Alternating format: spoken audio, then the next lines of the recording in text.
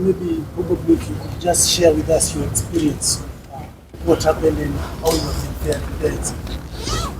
Now, you know, this was the number 29 time when I was arrested.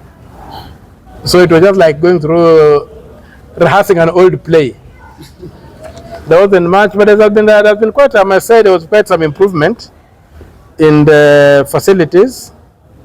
I saw the toilets were much cleaner and where I was taken. And I must say that I was most impressed by Kamkunji, because the last time I was in Kamkunji, about 10 years ago, the toilets were horrible. But right now they have got, the things are working.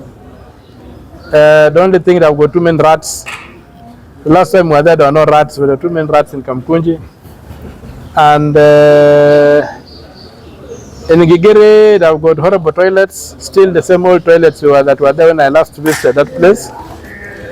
So I think that my experience may not be as important, because when you throw me in a police cell, I just lie on the floor and fall asleep.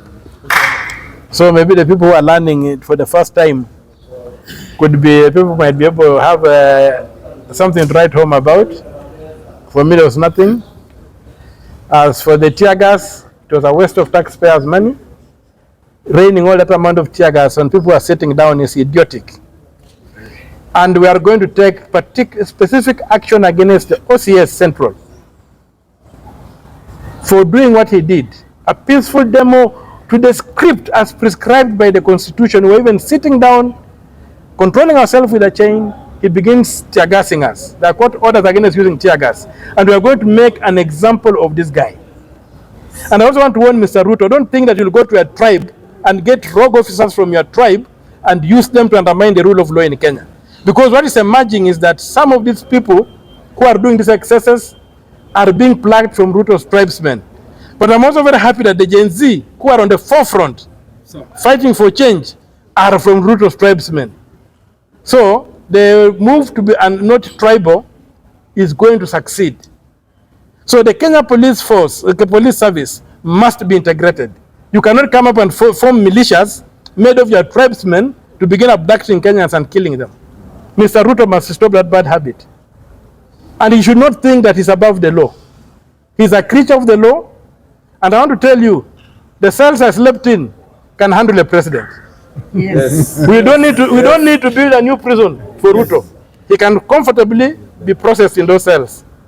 So he better correct his act, because the law is going to prevail and will prevail very soon, and he will face the music. Thank you. Right, as you finish, just on a high note, have you probably heard the song that has been going around about Kasango? If you know, probably a verse, part of the movement as well. I've got musicians here who can say, but they may be tired. Yes. Choir master. What is it? Kasongo, hey. Yes, my name is Odhiambo Jiro. We are here with the fellow comrades that were brutally attacked, abducted, harassed by the police for only exercising our constitutional right. But we have got one clear message to both the police and the president, is that you are just hardening us. And what you are telling us is to put more effort to demand for the release of all abducted Kenyans and to organize in various forms and units to demand political accountability. And what is happening now is that there is a clear indication that the police service has been ethnicized and politicized. And so what we are appealing to all Kenyans, that let us all unite and save this country from the hands of a criminal who is trying to do all it takes to silence the voices of the masses. And lastly, I want to thank the media. Without you, they could have killed us. Without you, they could have maimed us. So long live the media, and let us unite with all Kenyans of goodwill, with all patriotic citizens, and with all people that are thinking beyond the tribal blocks, so that together we can liberate this country from the hands of a liar, a man does not keep his promises, a man who fears his own people, and a man that wants to solve problems through violence. Long live the people, long live. Forward with the struggle, forward. Down to tyranny, down. Down to police excesses, down. Down to the abductions, down. And down to state violence, down.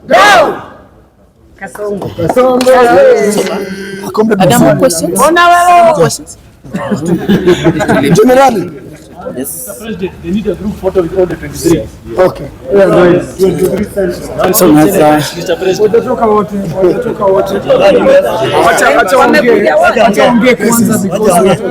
acha tuseme kitu pia. You go for the photo. So